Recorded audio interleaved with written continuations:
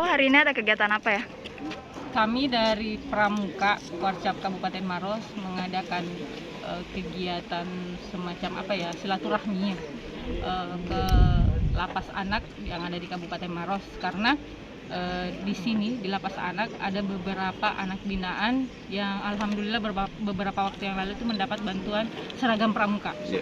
Kita ketahui pramuka itu adalah wadah untuk membina karakter generasi penerus negara, dan saya rasa pas banget pramuka ada di sini karena dengan banyaknya waktu yang mereka dapat di sini, waktu kos yang mereka dapat di sini, mudah-mudahan bisa diisi dengan pembentukan karakternya mereka, sehingga bisa mendapat pelajaran yang penting dari pengalaman hidup yang mereka alami sekarang.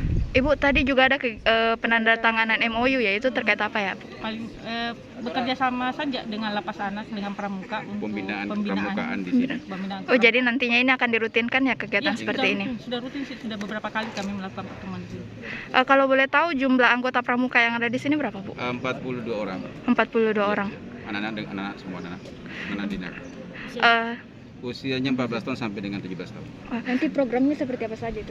Paling untuk sementara kunjungan rutin saja untuk perkenalan pramuka kepada anak-anak binaan yang ada di sini. Dasar-dasar pramukanya apa? Paling tidak ada karakter, ada pengalaman yang positif yang mereka dapat di sini. Oke.